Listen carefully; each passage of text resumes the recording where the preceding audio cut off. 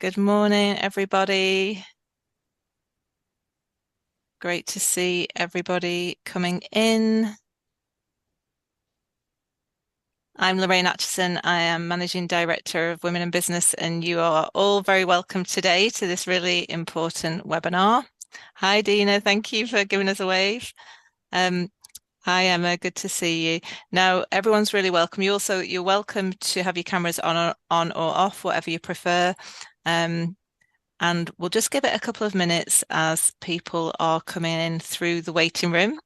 So we're going to be with you for an hour today. So have a glass of water, cup of tea, whatever you need to be able to turn off your emails and join the conversation today. For those of you who've just joined us, I'm Lorraine Atchison. I'm Managing Director of Women in Business. And I can just see a few more coming in. That's brilliant to see. You are all very welcome. And we're delighted to be hosting this really timely and important webinar today. So the way the session is going to work, and first thing to say is that it's recorded, which is really important because it's such a vital conversation we're having. It means that this will be available afterwards for people to rewatch if they've not joined us, for yourself to rewatch and for you to share with others who would find it beneficial. So we are recording, as I've said, and it's up to you whether you wish to keep your camera on or off. We're going to shortly be introduced to our panel members, and we're going to have a really great in-depth discussion. But throughout the session, there is a chat at the bottom of the screen, and I would encourage you to pop any questions into that. I'll be keeping an eye on the chat, and as we go along, I'll either bring in the questions at that point or at the end of the discussion. We'll just play it kind of quite informally and just see what comes up. So as I've said, it's a really important session today. And what we know is that 1 in 6 individuals are experiencing fertility challenges, according to data from the WHO. So we all know somebody affected if we're not affected by fertility challenges ourselves. And really for us to understand who is in the virtual room today, we just want to do a little poll, and that will really help shape the direction of the conversation. So Kira is just going to put up a poll on the screen, and if the technology works, which I hope it will, we just want you to select of these two options. Are you here today because you're directly affected? So that would mean that you yourself are experiencing or have experienced fertility challenges, or are you indirectly affected? And that might mean you're supporting people in your team, your colleagues, people in your family. Just if we understand that mix, that's really helpful in terms of how we'll talk about the discussion today. That's great. Thank you. I think everybody pretty much has put in their answers. So the majority of you are indirectly affected and are supporting others. So that's great to be aware of that. Thank you. We'll just put that on the screen and then we'll stop sharing. Okay. So as I've said, I'm Lorraine Atchison. I'm Managing Director of Women in Business, and I'm joined today by two brilliant panel members who I've had the pleasure of meeting both on Zoom and having met Angeline as well face to face a couple of times. So really pleased to have both of you here. So firstly, let me introduce Angeline, also known as Angie Tandon, who is a researcher with the BBC, and she's joining us today to really share her own personal experience. We're also joined by Jenny Dobbs. Jenny is an independent fertility consultant and will really bring that experience of working with so many people over her career. So really pleased for you both to join us. We're going to start in a second with a whole range of questions, but just to say again, please do use the chat for Q&A as we go along. So we'll get started. And Angie, if we can start with you, if you could just introduce yourself and say why the topic is important to you. Yeah, so hi everyone, I'm Angie. Like Lorraine said, I work in the BBC, quite a big organisation. And over the past year, I have gone through an unsuccessful fresh embryo transfer.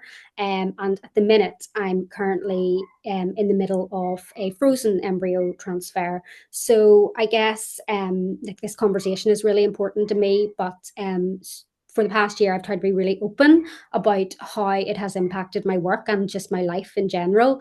So I guess, look, it's a topic that is really private by nature, but it has such a public impact, especially in the workplace. And I think these conversations are really necessary. And that's sort of why I'm here today and want to be very open about what I've gone through.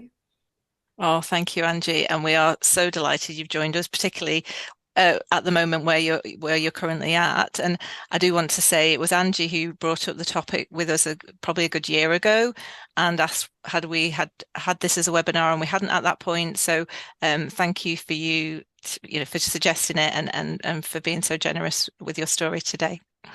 Jenny, over to you. Hello, everyone. Hi, I'm Jenny Dobbs. As Lorraine said, I have been working in the fertility industry for quite a long time first as a nurse and an embryologist. And I've also worked in the UK and abroad, so I have quite a broad knowledge of all areas of infertility.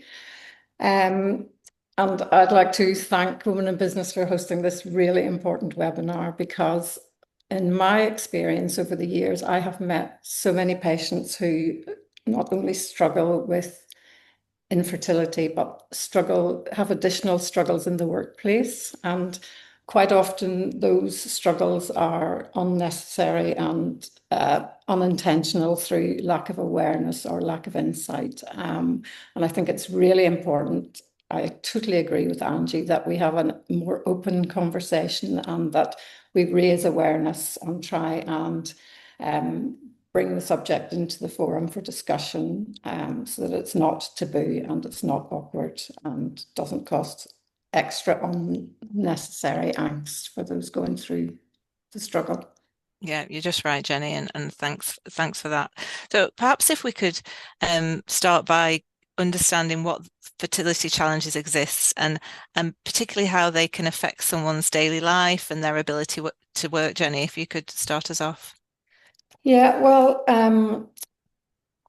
fertility, infertility can have many impacts on daily life. It can be emotionally challenging, physically challenging, financially challenging. And it it's often focused on the female fertility issues, but it does affect men as well, and I think that's really important to understand that it can affect both equally, whether they are in going through an issue as an individual or in a relationship. There are so many different ways to create a family, and all the journeys are different, and all the impacts are different. So it is a very individual and a very personal thing. And um, it's quite often overlooked and quite often um, misunderstood. And that's why it's really important to try and raise awareness. And if we just considering the physical impact of infertility, quite often it's associated with other health issues. For example, polycystic ovaries or endometriosis, which Mhm. cause really um, debilitating side effects. Mhm. Um, or, quite often patients are going through treatment for cancer or having additional treatment. So there can be many other aspects associated with the fertility treatment that cause additional problems.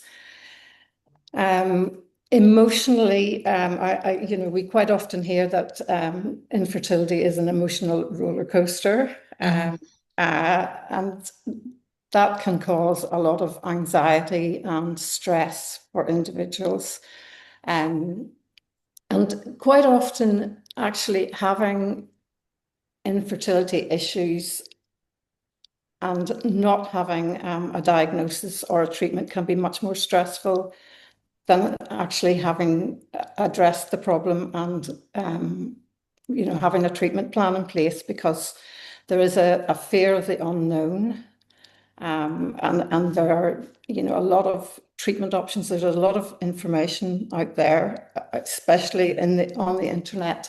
And it can just be overwhelming, the amount of information, and that in itself can cause a lot of stress and anxiety, because making decisions and knowing which way to turn and which information to pay attention to or not pay attention to can just cause a lot of additional stress and anxiety. And Jenny, and if we think about the workplace and how people can navigate those challenges in the workplace, what do you typically see? What are the problems people face in their working environments when they're going through those challenges? Well, quite often employees do not share the fact that they're having treatment or having struggles in the workplace. And Yeah, that can be because, well, it's a very personal thing and it's just not something everyone's comfortable talking about. But it's also really well documented that there is a fear of compromise. If yeah, you speak to your employer to say, I'm having fertility treatment, yeah, you're also saying, I want to go on maternity leave. yeah, And that puts people off talking about it. sure. So I think in the workplace, if it can be a topic that's openly discussed, that will help a lot. Yeah, no, you can imagine that people would have that reservation. Angie, if we could turn to you and your own journey, Mhm. could you share your journey and the experience that you've had, and particularly how you've navigated that in the workplace? Yeah, so as Jenny says, it's a roller coaster, so it's just not predictable. And, I guess no part of the journey has been predictable for me. It has been ever changing. But what it does mean is that it means lots of appointments, lots of very last minute appointments, lots of medication, and a whole lot of scanning as well, constantly scanning your body. And that can be really challenging when you've got a full-time job at the same Sure. time. And just to interrupt there a minute, Angie, and just to be clear, so it's when you talked about those appointments, that was particularly around IVF, or was it even before that when you were just trying to Yeah, understand what the challenge was? even before, because as Jenny says, there can be a lot of underlying issues with your body that can Yes, cause the infertility. And so before I even started my fertility journey, I had to go through tests to work out maybe if there was an issue that could be fixed, or sure. if I needed medication, and just to check out what was going on in my body. So there were a lot of scans related to that, but also a lot of waiting. And I think Yeah, that can be challenging too. sure. You want to be continually doing something, but that's not always going to happen. It's almost like it's a bit of a marathon, it's not a sprint. Yeah, So I guess all in all, I've kind of been going through this journey for 2 years. And when you kind of look back on it, it sounds like a long time, but actually you hit milestones as you go, and once you hit them you feel a lot lighter. But it does take a long time just to even get any information and to get to the next step. So yeah, so it's time, and it's kind of, this juggling act between continuing on your work, but also, getting a message from a nurse that you've got a scan in the morning. yeah, So it's that is the challenging part, not to mention the side effects with the medication. sure. And to pick up Jenny's point about deciding whether you should share what you're Yeah. going through at work, what did you do with regards to that? And at what point did you make those decisions? Yeah, so and I'm going to be really real about why I decided to share the information. So, I was doing pregnancy tests and work, and I found it all just too overwhelming. Sure. I just got to the point where I needed to talk to people about it, Mm, and your work colleagues are there for the majority of your day. And I think just even sharing it with one person at the beginning was the thing that helped me. And just having an ear and somebody that I could say to, I just need 10 minutes out because I need to do Mhm. X, Y, and Z. And so were Um, you sharing in that example, Angie, with a peer and not your manager? Because as Jenny said, yes, there is that feeling of yeah, perhaps if you're sharing with manager or HR, they'll yeah. know that I'm going to, there's a worry around that, isn't there? Wrongly, but nevertheless, we still have those worries. Absolutely. It's about finding somebody that you feel comfortable with at the first point, and then maybe opening that up wider if you feel comfortable enough again to do that. I guess I'm in a lucky position. I'm in a big organization. I've been there for 10 years. People know me. People, know that there's a change in my behavior or know that something's going on. Mm, And, I've had people ask me, so not necessarily that, but, are you okay? So I think the difference being if you weren't in that supportive environment, I think this would be really challenging to navigate. I just happen to be in a very supportive place. yeah, But I started small with one person. And then at the time, my manager was female. And I think that helped. When I eventually went to her, and now my manager's male, and actually, in hindsight, it's made no difference. But I guess it's, in maybe you feel more comfortable speaking to somebody that is maybe more understanding, and that's what I would recommend that you do in the first instance. But if you can tell a manager or somebody that can actually help you with the practical part of this, which is getting time off, which yes, is trying to understand how you balance making meetings at 9 a.m. when you've got to take medication at 9 a.m. So yeah, sometimes we're in a bit of a situation where you've got to kind of take a leap of faith, I guess. yeah, yeah. Well, it's great to hear you part of such a supportive environment that's facilitated that. Unfortunately, not everyone is, Jenny, are they? And I wonder, from your perspective, what is the support in particular that can help people who are going through that journey? And there's the emotional side, there's the practical, physical side that Angie said about actually even taking the medication. Yeah, so what support would you say is vital, Jenny?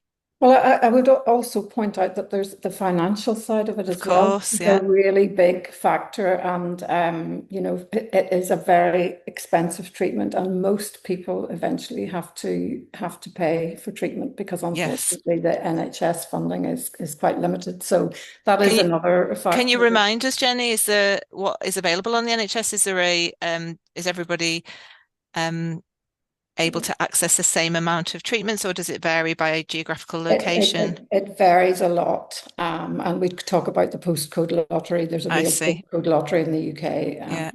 Yeah. So nice guidelines are that there should be 3 cycles of treatment, but that just does not happen apart from in a very small part of Scotland. So Wow. in Northern Ireland, it's one treatment cycle, but the criteria for funded treatment is very, very strict. So Yeah. very few people have funded treatment. It's quite low priority, unfortunately.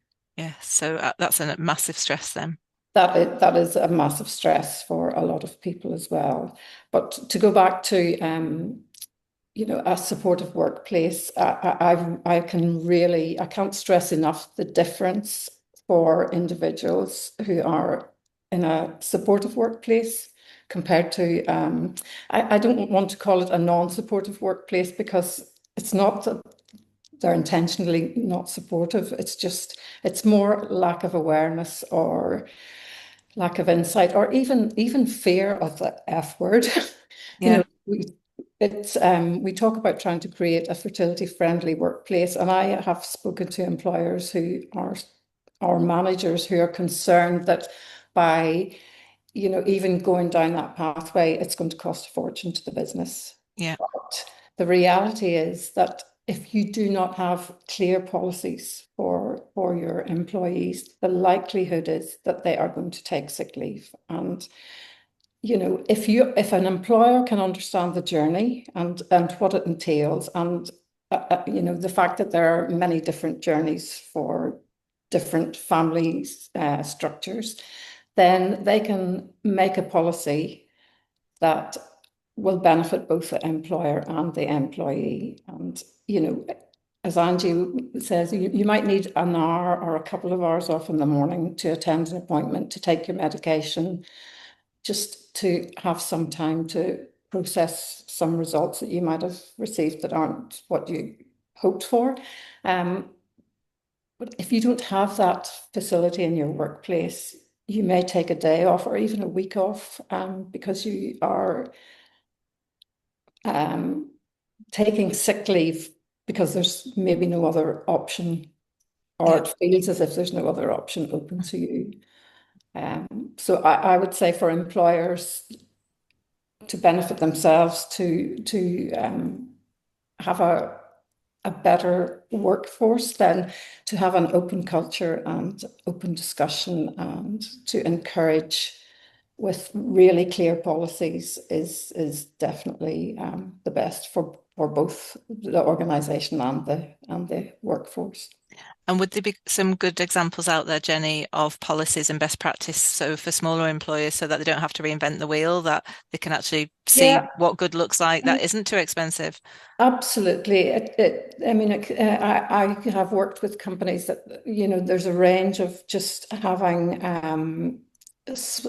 open afternoon sessions or lunchtime sessions, lunch and learn Yeah, sessions, where they encourage openness and discussion. Um, there can be flexible working policies, working from home, uh, paid leave for to attend appointments, or for partners to attend appointments to support their partners, right through to counselling, mental health support, and paid leave. So there's a yeah, whole range of whole options. raft. Yeah, You don't have to have everything, but even to acknowledge um, fertility as an issue in the workplace is a good starting point. yeah. And I know we're going to be sharing resources on the follow-up email to this webinar, so there'll be some signposts for everybody in there. Just a reminder, if you have any comments or questions, please do use the chat if you have anything on your mind. So, Angie, coming back to your experience, and particularly the mental toll that this must Mhm. have on you, let alone the physical and the financial toll, Yeah. whilst juggling treatment and, a big job in clearly a supportive company, but, a very busy, well-known company too. Um, how have you managed that, and what has been the support that's helped you? You talked about sharing with a colleague. Yes. I guess for me, I'm very lucky to have an employer who had it written down in black and white what I was. So there was a policy in Yes. place Yes. already. And I knew exactly what, and to be honest, I didn't know this policy existed. I didn't know where it was. It's just that I happened to share with a colleague, and she pointed me in the direction of it because she knew it was there. So I guess it's about being, the more we have these open conversations, the more people will learn about these things and know to put them in place or be able to signpost people to them. But for me, having that written down, I knew exactly what I was entitled to. I knew the process of saying to my manager, look, I'm at an appointment today, so I'm going to block this out in the calendar. And I was able to just go to that appointment and come back, So it's things like that. Or I'm going to have to work from home, these particular days because I've got a certain type of medication that requires it to be refrigerated. So I can't Yes. be carting that into work and out of Yeah. work again. So I guess there is a massive emotional toll around fertility and around the conversations and just the fact that it's your own body and you don't know what it's doing. Mm, But the thing that made it easier for me is that those little bits of I can't get to work at 9 a.m. or I can't make this meeting at lunchtime, they were almost taken out of my hands. I knew somebody was going to find a way to accommodate me. And I think that's the most important part of all of this. As an employer, it's just the little things. Can you make that meeting a half an hour later? Is there somewhere you can provide a safe space for somebody to go and take their medication? It's those things that will help your employee to be able to deal with the emotional and mental aspects of this because mm. they are massive. No, Um, and I wonder, Angie, if we can look at medication. yeah, And am I right in thinking a lot of the medication is injected? yes, yes. So, So so that's a whole different type of, this isn't completely, popping a pill at your desk, is it? no, This is, no, very personal. yeah, a complex kind of medication that can't just be done easily at your desk. Nope. And you need a sterile environment. It needs to stay refrigerated. It is time sensitive. So all of that is not conducive to you making meetings at being in the office every single day of the week. And then not only that, the medication, there's so many different forms of it. Some are nasal sprays, some injection, some tablets, some pessary. So it's juggling.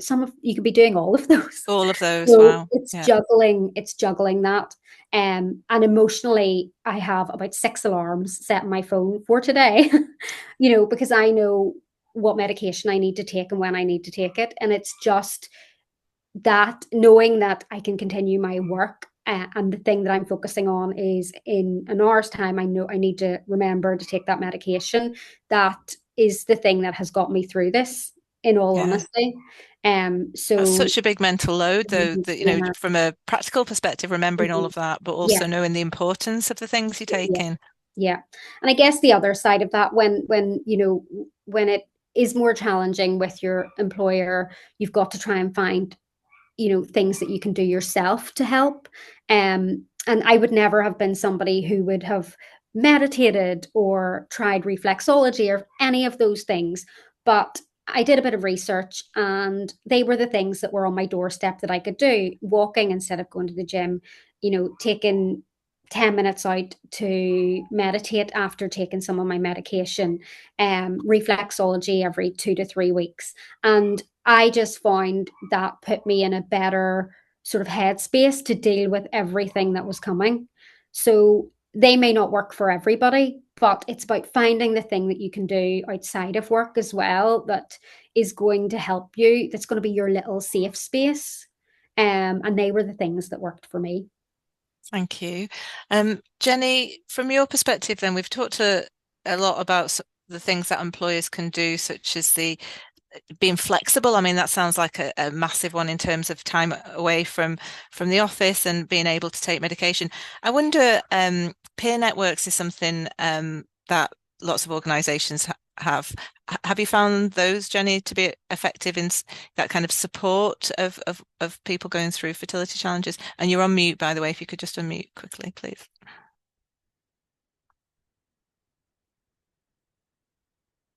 And I can help you unmute if not. Let's see.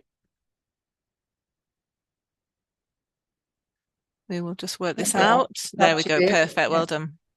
Yeah, just to go back to what Angie was saying, like there are so many aspects to the treatment that at every different stage there's a hurdle. So I think any type of support, be it a peer network, be it something that you find to do yourself, some open opportunity within the workplace, even a private space, that they can all be helpful at different times in the journey, because it really is a long journey with a lot of hurdles along the way. And I find definitely for individuals and couples who can be open and discuss in whatever forum, it's going to help. Because when you're going through fertility treatment, it is very challenging at every level, and it's the most important thing that you're doing at that time. So whatever outlet or support that you can find that works for you, I would encourage within reason, just do what you have to do, and avail of all the opportunities that there are. And that's there is a lot of support available, a lot of charity support, and I think it can be equally important for the employee to try and help themselves and the organisation, by exploring what is available and making good use of it. And Because not all organisations can offer everything, or maybe as much as a big organisation like the BBC, but there are smaller, less onerous things that can be more easily introduced into the workplace, yeah. that can also be very helpful. So yeah, there's the opportunity to educate the workplace as well, isn't there? Yeah. And I am mindful there'll be women on this call today who are self-employed, because many of our members are self-employed or they're indeed running their own companies. And that's another challenge too, when it's just yourself. If you're a sole trader, you haven't got an organization, there's no policies, it's just you. And Jenny, so what do you say to those women for whom they are running a business at the same time as having to undergo all the different treatment and appointments? Find what works for you first and on a personal level, be it meditation, using it. If you're going through treatment, all good clinics will offer counselling free of charge. And if they don't, I would avoid, because that's just something that the regulator insists is available for all patients going through fertility. So a counsellor or a therapist that should be available. Meditation might be your thing, but whatever it is on a personal level, take time, make time for it. There are also a lot of like peer groups. There are charities, for example, and the Human Fertilization and Embryology Authority, who's the regulator, has a lot of useful information, and you know, there are a lot of charitable groups that offer free advice and information, because one of the biggest challenges for a lot of patients is the absolute minefield of information that's out there. And it can be very difficult to know what you should or shouldn't do, especially when you're going through the treatment and you want to give it the best chance, because it is so challenging emotionally and physically and financially that you want to make sure you're making the best choice, and that in itself can add additional stress. So those groups can be very helpful, and I would always say don't be alone. Don't, Yeah, because it be could isolated. it could be a very lonely process. Yes, Hmm. it can be a very lonely process, and social pressure can add to the whole struggle and expectations. And I do speak to a lot of people who tend to avoid social situations because they just find it so difficult. And Mm, you know, unintended insensitive questions and mm, comments. And not just social events, family events, christenings, baby showers, all sorts of things that are mm, triggers for people who are either struggling to have a baby or going through treatment, and they just find it all too much. So, if you can talk to family or friends, then that's probably the best initially. But if you can find a person in the workplace to start with, and it doesn't have to be always HR, if that's too mm, difficult, speak to your manager. But speak to, and you did mention people who are working alone. There are lots of charitable groups, and there are chat sites that are helpful and some that are not so helpful. And again, just trying to work out which ones are credible and which ones give useful information, and to make use of it. yeah, thank you.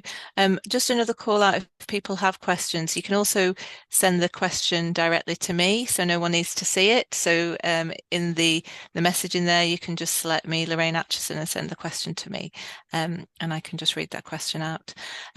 Angie, Jenny talked about those awkward occasions and being in those places where people say something that really feels wrong, it feels insensitive. And I know I mentioned about peer support groups, and many organizations have them, but actually sometimes they can have, you can end up getting messages from the wrong group. And I know we talked about that on our briefing call, didn't we? Yeah.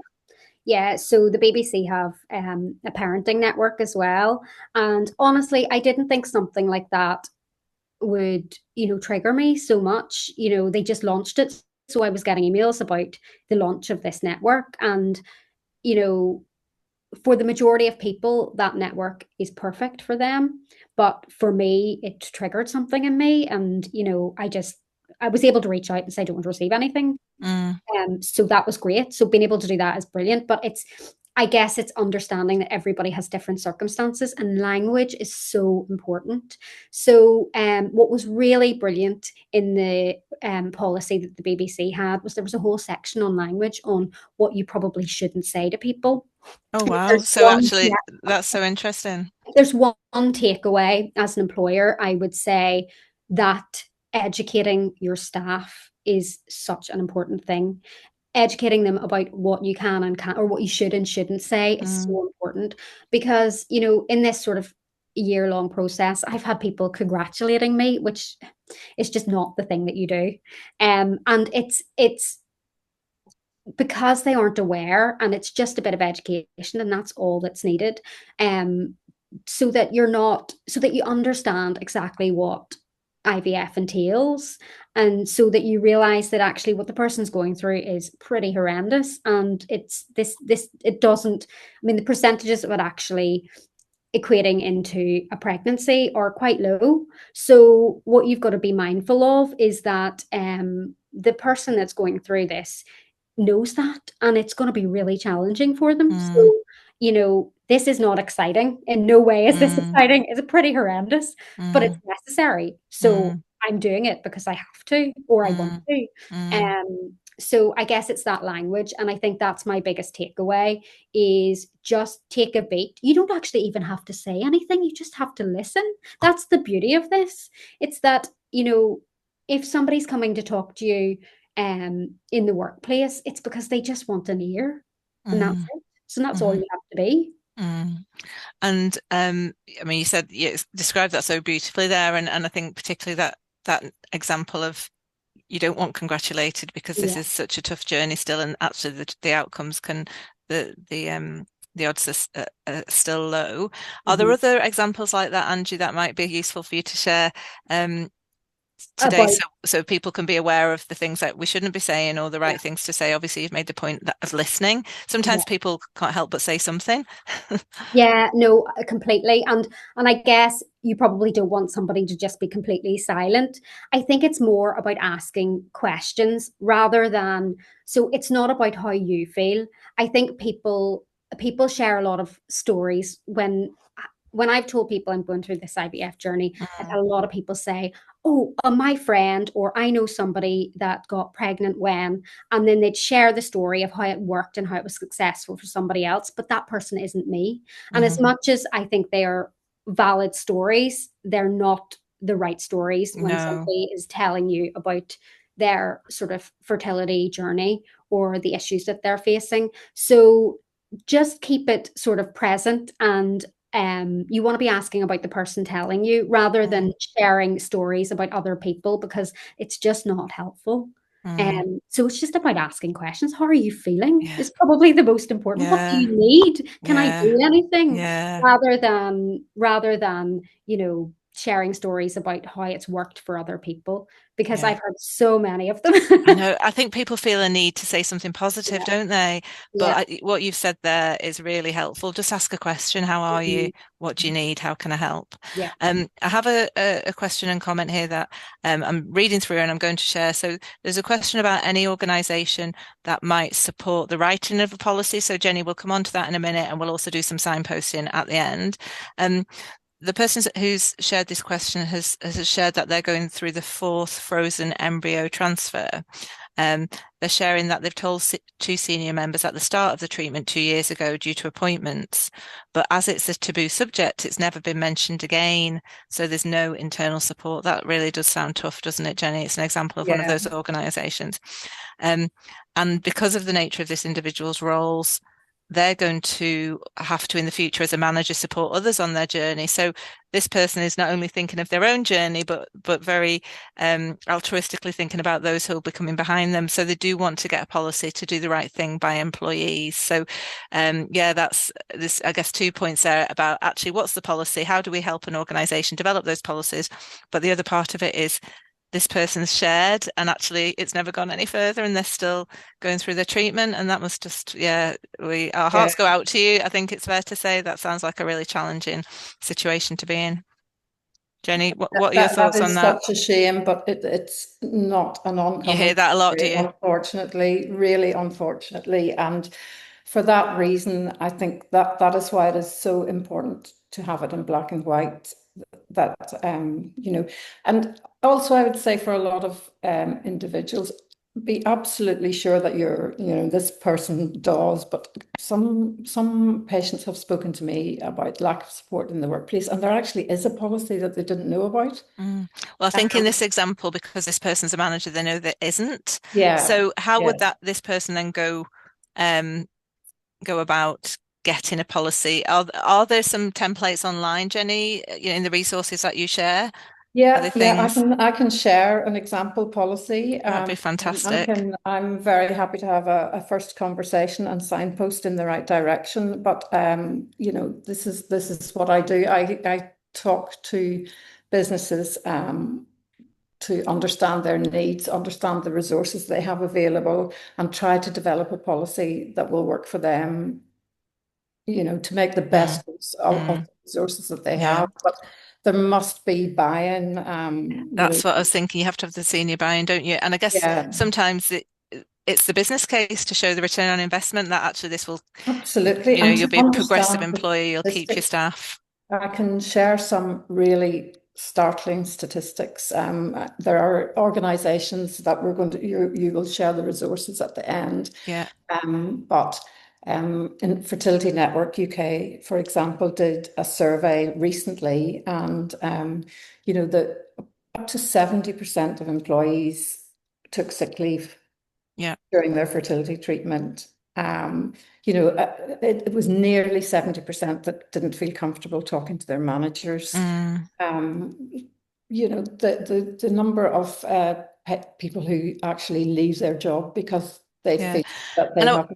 I wonder if we could dig a bit deeper there into that point of people taking sick leave. So what are the benefits to the employer of that open and honest conversation that enables the individual not to have to take sick leave? Or, yeah, what's in it for the employer? Because if they're thinking, well, sure, take sick leave, you are, if they how do you sell it to the senior people in your team, in your organization to get them to be thinking in this progressive way?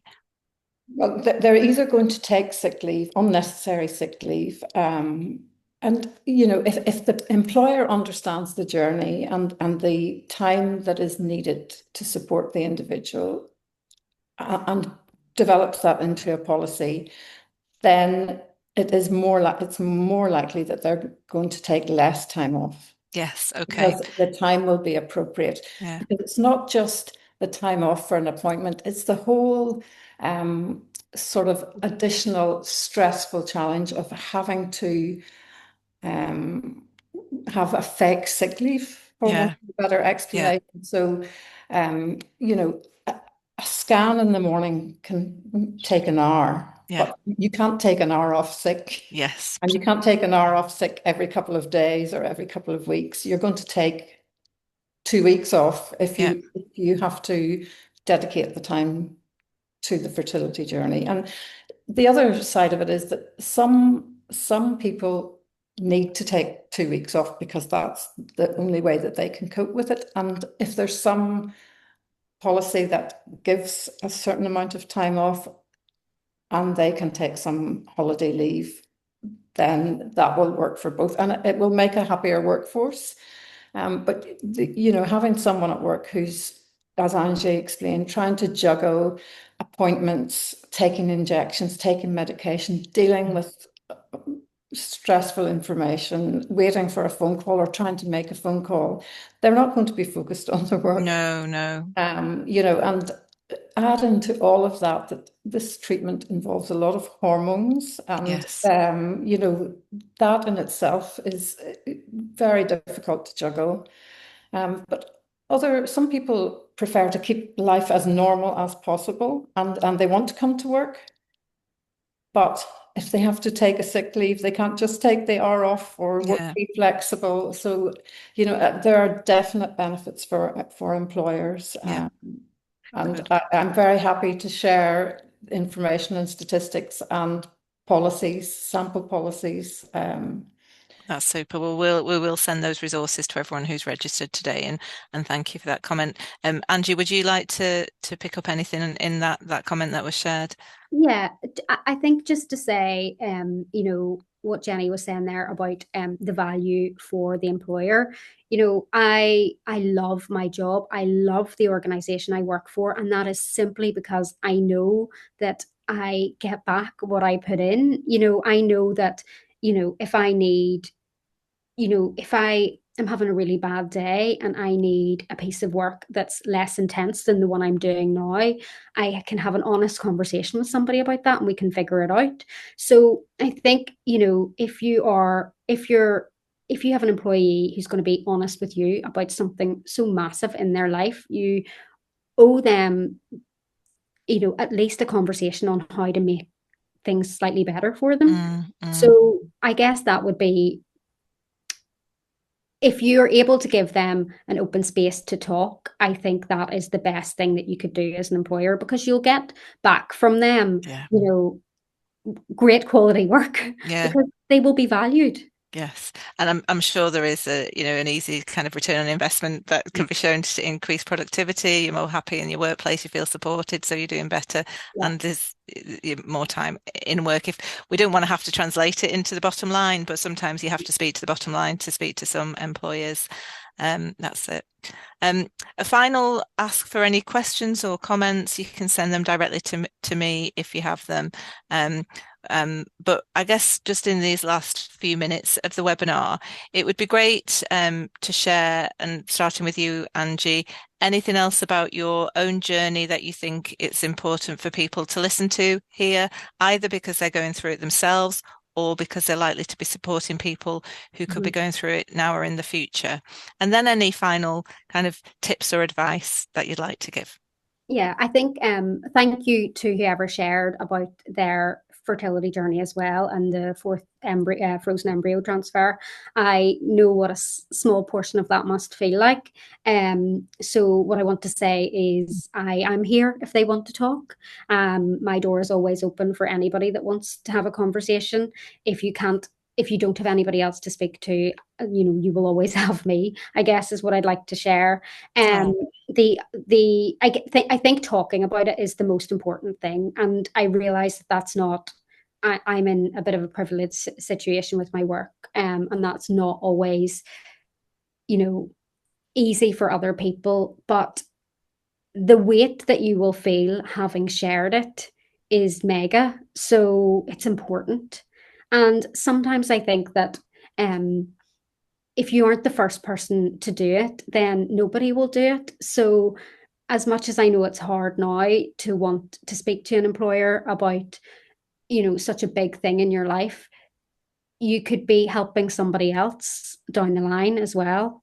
And there's nothing stopping you if there's nothing out there, if there's no support network in your organization, there's nothing stopping you from starting one. Because you don't know who's going through it, who's not told you. Yeah. I have spoken to quite a few people who are going through this journey as well, and I would never have known if I didn't say, look, this is happening to me.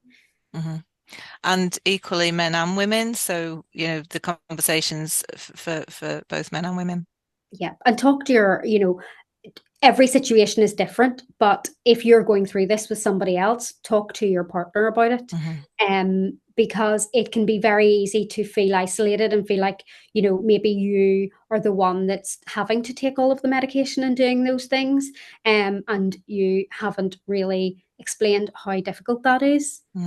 So it can almost be, you feel like it's unspoken, but sometimes it has to be spoken. Yeah, Sometimes you do need to share, and vice versa. Maybe you're not the one with the, having to carry the heavy load of this, but you're still going through it. I mean, Jenny and I have spoken before, and I guess I probably didn't really see how important this was for the other person in this, and I could have seen that better.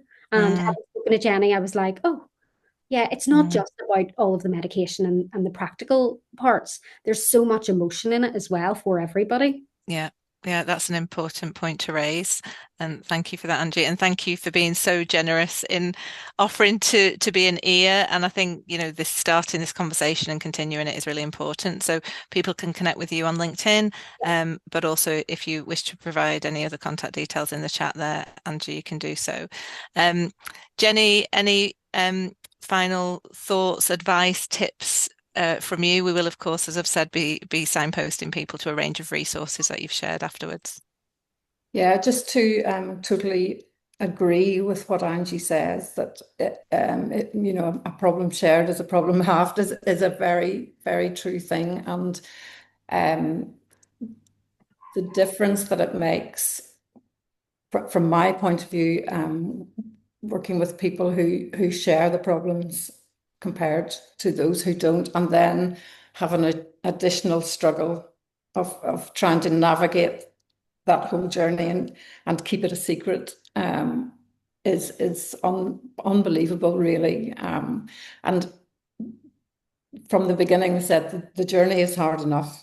It's difficult enough. You want to minimize the extra stress.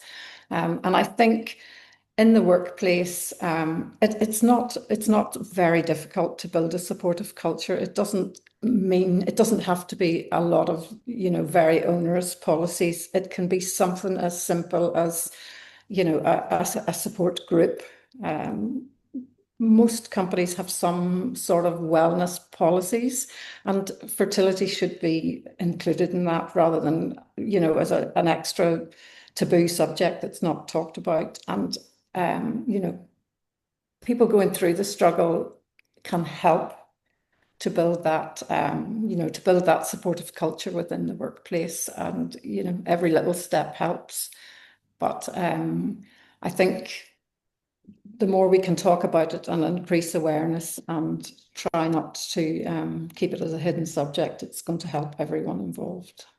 Good. Thanks for that, Jenny. And hopefully today's conversation has been helpful for everybody on the call now and anybody who Right, and watches I this just say as after. well that you will provide my details at the end, and I'm very happy to talk to anyone, employer, employee, someone who's trying to support a family or friend.